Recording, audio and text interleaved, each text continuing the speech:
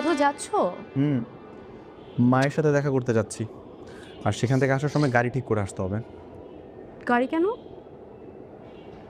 বস্তি থেকে মালামাল সব নিয়ে আসতে হবে না, তার জন্য।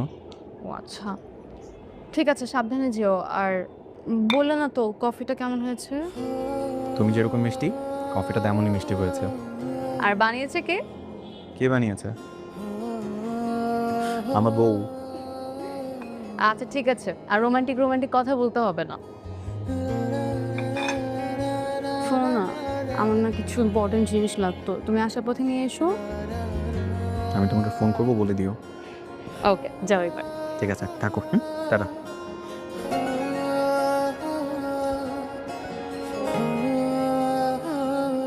ওরাদের মা, আমার একটা জামা দাও, একটু বাইরে যাওয়া লাগবে। মা, বাবা, বাজান, আয় আয় আয় আয় বাপ। কি করতেছিলা?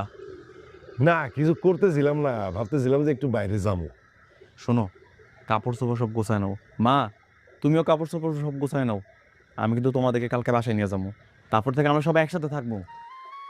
না, এটা তো খুব ভালো কথা বাবা, কিন্তু আমি ভাবতেছি যে এই বৌমা আবার মনে মনে কোনো ঝামেলা পাকাইবো না তো। আমার কিন্তু সন্দেহ হইতেছে। তোমার খালি সন্দেহ, তোমার এই সন্দেহের বাতি কোনোদিন যাইব না। আরে আমাকে বলে আইছে না, আমাকে সমস্যা কি? মা, থাক, বাবার কিছু বইলো না। আসলে আমার বউটা এতদিন যা করছে, এরপর আমার বাবার বিশ্বাস করতে একটু কষ্ট হওয়ারই কথা। না, বৌমা যদি ভালো হয়ে যায় তো সেটা অনেক ভালো কথা, আলহামদুলিল্লাহ। বাবা, আমি ভাবতেছি কি, এই শহরে থাকবো না, তোমাদেরকে নিয়ে গ্রামে ফিরে যাব। কি কস? গ্রামে ফিরা যাবি মানে? বৌমা কি রাজি হইব? ওরে এখন পর্যন্ত বলি নাই, বুঝায় বললে মাইনে নিব। আর তাছাড়া আমার এই শহরে মন টিকতেছে না মা। তোমাদের সবাই নিয়ে গ্রামে ফিরে যাব, সুখে শান্তিতে সেখানে আমরা একসাথে থাকবো। মাজান, বৌমা যদি রাজি হয় তাহলে তো সেইটাই কর, গ্রামে যাব। কতদিন গ্রামে যেতি না, কতদিন গ্রামে যাবো আমরা।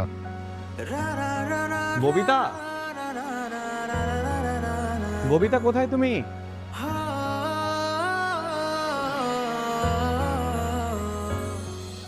মা বাবাকে বলে আসছি কালকে বাসায় নিয়ে আসবো।